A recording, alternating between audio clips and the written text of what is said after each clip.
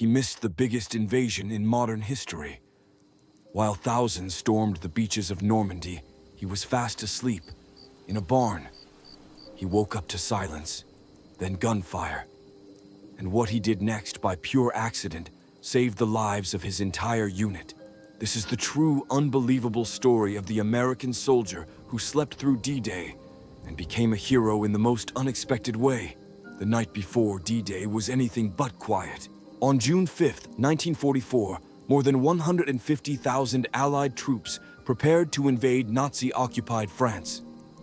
The beaches of Normandy were about to witness one of the largest amphibious assaults in military history. Tension filled the air. Soldiers wrote letters home. Some cried, some prayed. Everyone knew tomorrow could be their last day alive. Private Sam Hutchins, a 23-year-old from rural Ohio, was among the paratroopers of the 101st Airborne Division.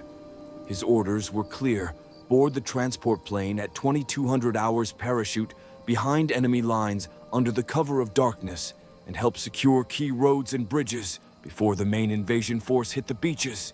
But Sam never made it to that plane. Earlier that day, during final staging, Sam had been sent out to fetch extra gear from a supply truck parked on the edge of the field. Exhausted from days without proper sleep, he climbed into the truck's canvas-covered bed to catch his breath. Just for a minute, he thought. But the minute turned into hours. By the time he woke up, the base was empty. The planes were gone, the lights were out, and the sky above was black. He had missed D-Day. At first, Sam panicked. He ran to the field. Nothing. He called out, but only the wind answered. A young MP standing guard nearby gave him a confused look, shrugged, and pointed him toward the mess tent. Too late, buddy. They're already airborne. Sam couldn't believe it. He begged for a new assignment, pleaded to be put on another plane. But the jump schedules were sealed. Every soldier accounted for. There were no extra parachutes, no backup drops. His name was listed as deployed, even though he hadn't left the ground. And so for the rest of June 6, 1944, while his unit fought through gunfire and chaos in the hedgerows of France, Sam was stuck, ashamed, angry, and more than anything else, alone. But fate wasn't finished with him yet. That night, as the wounded and scattered units began returning, the commanding officer noticed something strange. A section of their northern route had remained untouched by German patrols. The area just outside the town of Sainte-Marie-du-Mont had been expected to see heavy resistance. Instead, their scouts reported nothing. Not a single shot fired. Not a single enemy soldier seen. It didn't make sense until they heard what Sam had done. When Sam Hutchins realized he had missed the biggest day of the war, the shame nearly broke him. While the others fought for their lives across the fields of Normandy, he was stuck behind, pacing the empty base, replaying the moment he closed his eyes in that supply truck. Every second felt like failure. Every voice on the radio reminded him that he wasn't there, that he hadn't jumped with his brothers. But what Sam didn't know, what no one knew yet, was that his absence was about to trigger something completely unexpected. The day after the landings, the Allied command began regrouping and rerouting troops. Units that had been scattered during the parachute drops were slowly reconnecting, and communication lines were being restored.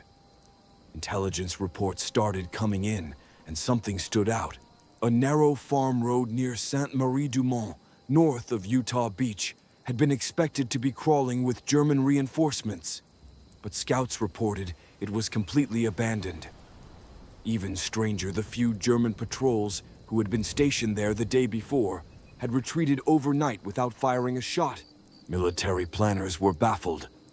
Why would the Germans pull back from such a strategically critical area? The answer came from a single French farmer. According to his account, on the night of June 6th, he had seen an American soldier alone, disoriented, and carrying a rifle moving through the woods near his property. The soldier had taken shelter in an old stone barn, and a few hours later, as German scouts approached, he opened fire.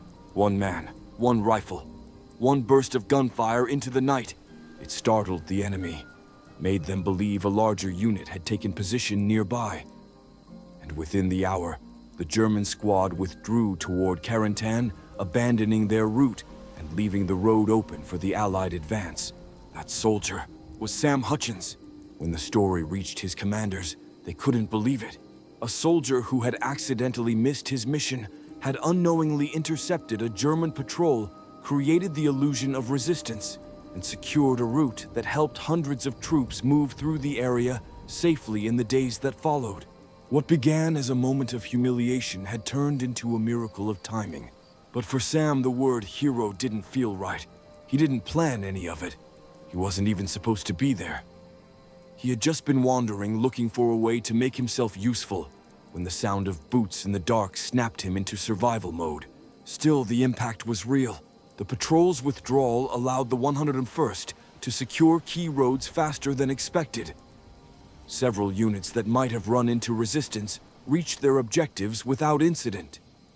And in the chaos of war, every small advantage mattered.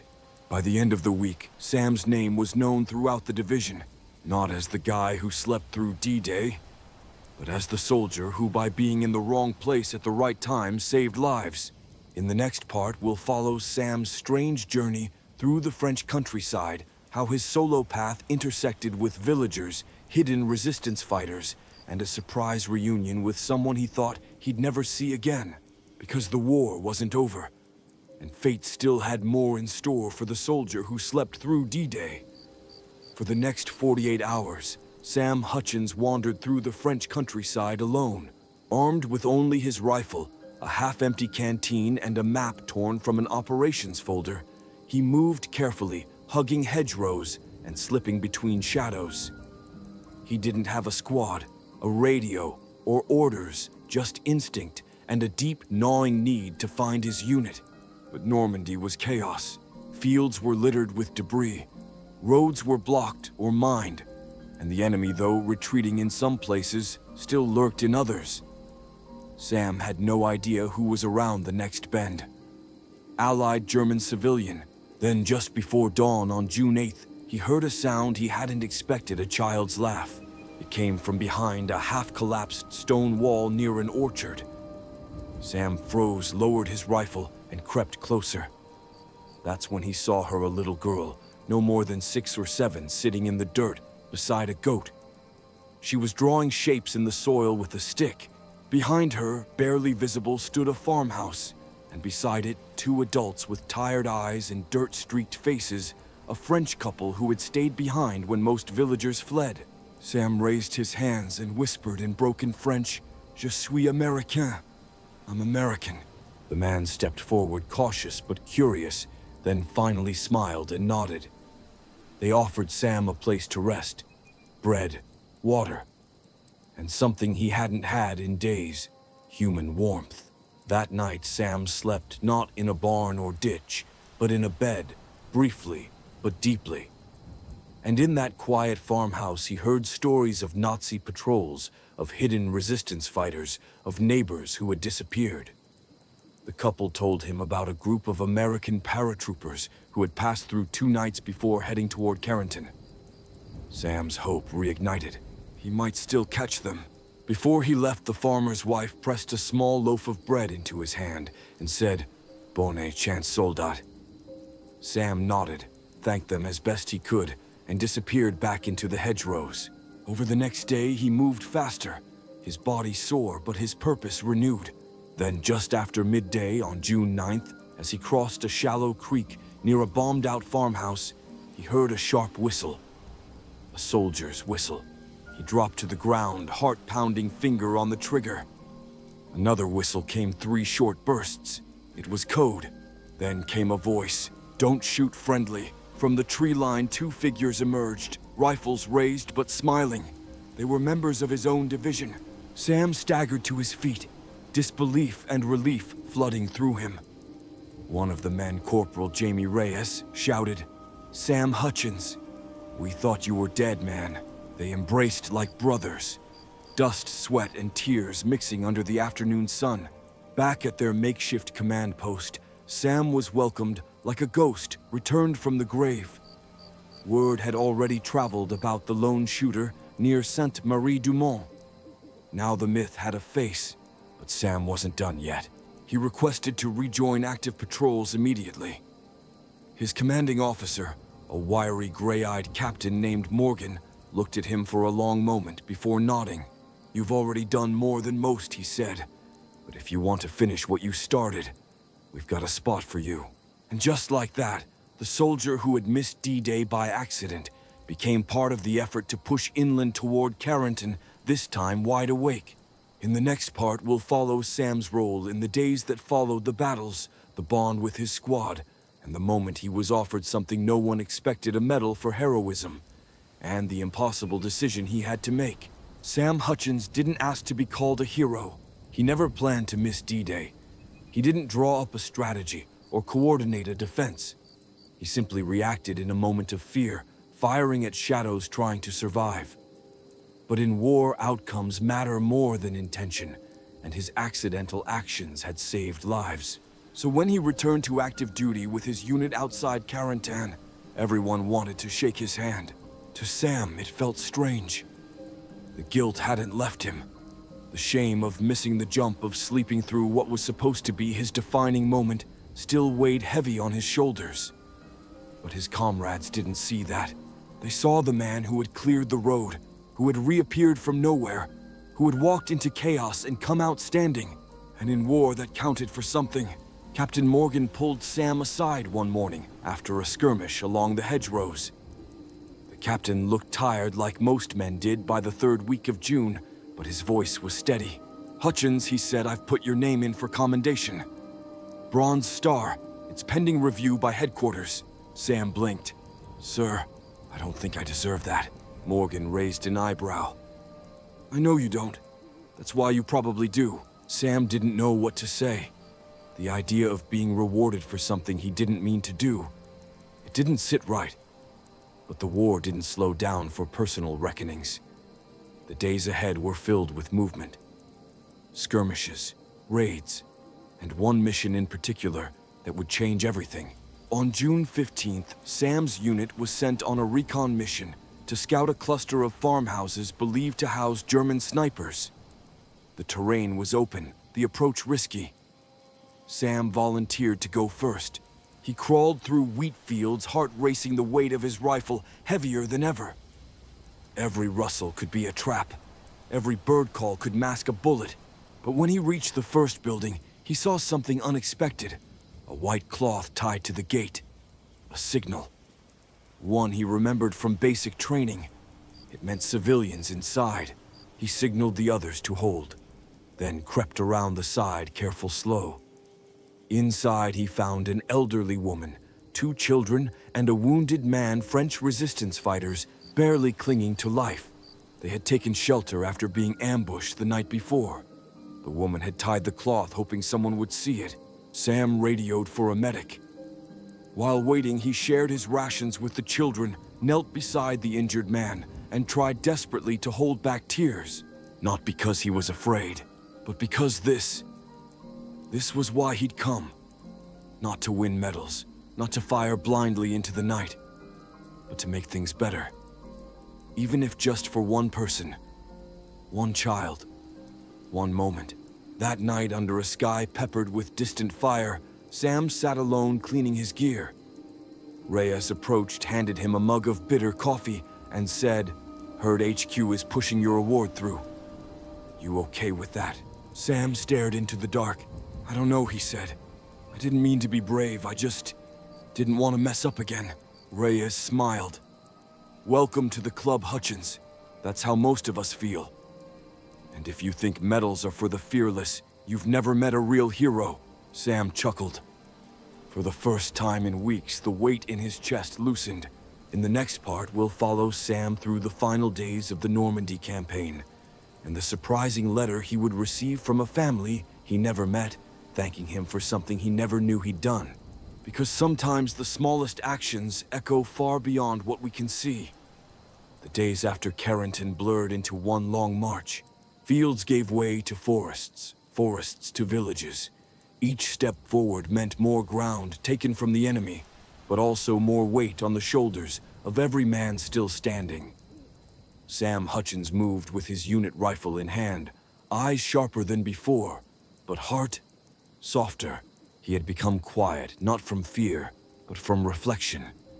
He had seen too much in too little time. One evening, as the sun dipped behind the French hills and the men finally found a place to rest, a young courier arrived at camp with a bundle of envelopes. Letters from home. Sam didn't expect one. His family back in Ohio didn't even know where he was, but to his surprise, the courier called his name. He opened the envelope slowly, expecting maybe a note from command, a form, a mistake. Instead, it was written in careful, slanted handwriting. French. Translated roughly, it read, "To the American soldier who fired his rifle near Sainte-Marie-du-Mont. We were hiding in the cellar that night. You didn't see us, but we heard your voice. We heard the gunfire. The Germans left. They were going to search our home. My daughter was holding her breath. Because of you, they never came inside. We are alive because of that shot. Merci. Merci. Merci." Sam stared at the letter for a long time. He hadn't known anyone was there. He hadn't even thought he'd hit anything. In his mind, that night had been a failure, a sleepwalk through shame, a desperate attempt to make up for what he missed. But to a mother and child he never met, it had been everything. He folded the letter carefully and slipped it into his jacket. From that day forward, he carried it on every mission. It reminded him that heroism isn't always found in the big, loud moments. Sometimes it's one decision, one instinct, one unintended action that saves a life you never knew was in danger. As the campaign moved toward the French interior, the intensity of fighting slowed, but never stopped. Sam and his unit were assigned to secure bridges and supply lines. There were close calls near misses quiet victories. He watched friends fall. He wrote to their families. He learned the names of the villages they passed through, sometimes only long enough to be shelled. But through it all, Sam never missed another mission.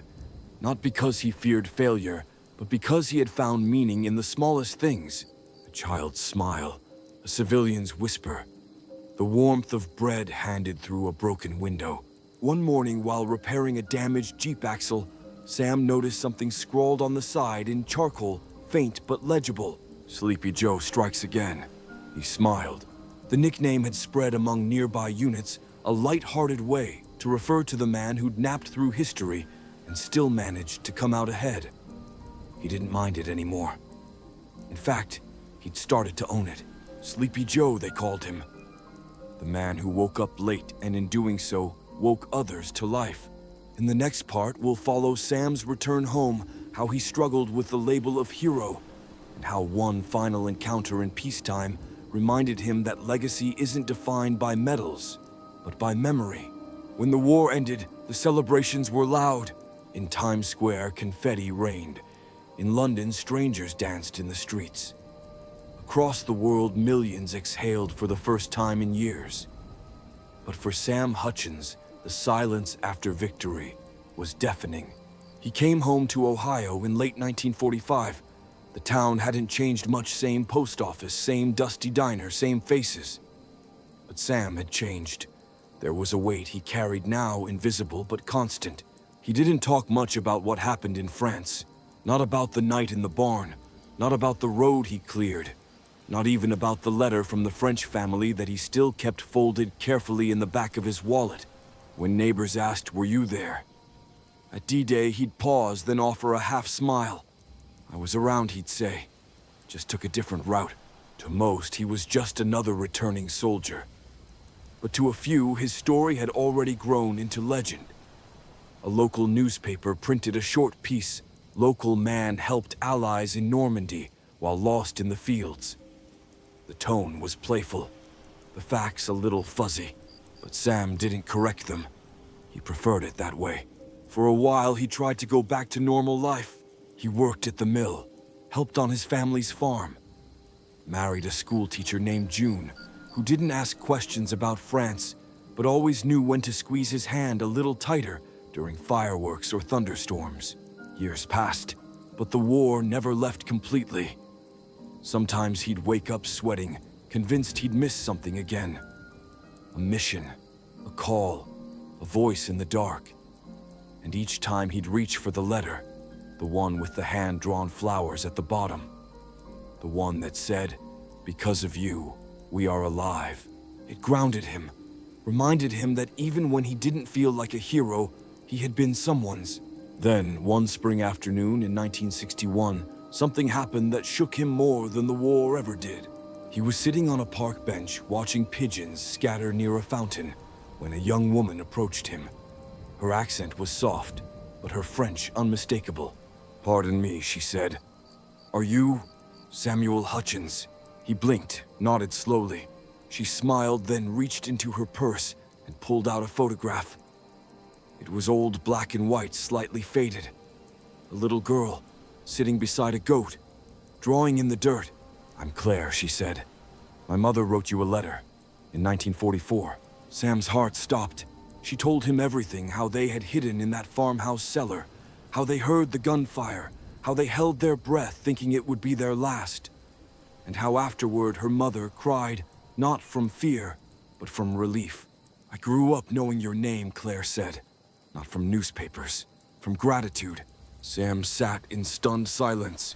In that moment, every doubt he ever had about his worth, his place in history, his accidental moment melted away. Because here she was, alive, smiling, real. They spoke for hours, laughed, cried. Before leaving, Claire pressed a small envelope into his hand. Inside was a new letter, this one from her own daughter. It read, "Dear Mr. Hutchins, my mama says you're the reason my grandma is alive. I'm glad you woke up when you did. I hope you sleep well now." Sam wept. In the next part, we'll look at the unexpected way Sam's story began to spread, how a quiet life turned into a legacy, shared in classrooms, documentaries, and stories told at bedtime. Because sometimes the smallest truths need only one voice to be remembered. After meeting Claire and receiving that letter from her granddaughter, something in Sam Hutchins began to shift. For years, he had hidden his story, buried it beneath layers of humility, shame, and the belief that real heroes didn't fall asleep. But now, for the first time, he understood that what happened wasn't just an accident. It was a moment, and moments, no matter how unexpected, can echo through generations. Claire stayed in touch. She sent him photos of her family updates from France, and once, a pressed flower from the same orchard he had walked through nearly 20 years earlier. Her daughter, the little girl who wrote him that bedtime letter, began referring to him as Uncle Sam in postcards. And eventually Sam agreed to share his story. Not in a book, not in a speech, but in a local elementary school. One chilly November morning around Veterans Day, he stood in front of a classroom full of bright-eyed 10-year-olds holding nothing but a dog tag and a folded letter. His voice trembled as he spoke, not from nerves, but from the weight of memory. "I'm not here because I was the best soldier," he said quietly. "I'm here because sometimes life puts you exactly where you need to be, even when you don't understand it yet." The students listened wide-eyed to the tale of the young soldier who missed D-Day, fired one shot in the dark, and helped save a family he never knew existed. They asked questions. They thanked him. Some drew pictures of paratroopers with sleepy eyes and hero capes. Word spread. Soon, a local journalist wrote a feature, "The Accidental Hero of Normandy." Then came a radio segment, a documentary crew. A historian from a nearby university invited Sam to speak to a class. He hesitated at first, but June, his wife, smiled and said, maybe it's time they knew. So he went. He told the story, but more importantly, he told the truth, that not every hero charges a hill. Not every war story starts with courage, and not every act of valor is planned. One night years later, long after his hair had gone silver and his hands had grown stiff, Sam sat by his fireplace holding the original letter from Claire's mother. It had yellowed with time, but still smelled faintly of lavender. He thought about the barn, the missed flight, the gunfire in the dark. And then he thought about Claire, about her daughter, about the children in that classroom. And he realized he hadn't just saved a road or a family. He had saved a story, a story that now had a life of its own. In the next and final part, we'll look at Sam's final days and the quiet tribute left for him by those whose lives he touched, proving that even the softest footprints can leave a lasting path behind. Samuel Hutchins passed away peacefully in his sleep one autumn morning at the age of 89. There were no grand parades, no bugles, no speeches on the steps of any monument. Just a small service in a quiet Ohio chapel. A flag folded neatly on the casket, and a worn-out letter, yellowed with age, placed gently on his chest, still folded the same way he had carried it through the decades. The local newspaper ran a short obituary: Samuel J. Hutchins, veteran husband, accidental hero. But those who knew the story knew it was more than that. At the funeral, a woman stood quietly at the back, holding the hand of a teenage girl. It was Claire and her granddaughter. They had flown from France just to be there. After the service, they placed a small wooden plaque beneath a maple tree near Sam's grave. It read, "'Cause he woke up late, we are still awake today." That simple line said everything. Sam's story didn't end on a battlefield. It didn't end in glory or headlines. It ended the way his story had always moved, softly but meaningfully, changing lives in the quietest of ways. Years later, a school teacher would tell her class about World War II, about D-Day, and then just before the bell rang, she'd mention a different kind of hero. One soldier, she'd say, missed the invasion, but saved a road, saved a family, and reminded us that sometimes mistakes become miracles. And somewhere that little girl who once wrote to Uncle Sam would grow up and tell her children the same thing. Because in the end, Sam Hutchins didn't need medals. His legacy was carried not on his uniform, but in the lives that quietly bloomed because of him. The soldier who slept through D-Day had woken the world in his own way. If this story moved you, don't forget to subscribe to the channel for more true and touching tales from history. Leave a comment below about what part of Sam's story stayed with you the most. And join us in the next video, where we uncover another story that history almost forgot, but the heart always remembers. See you next time.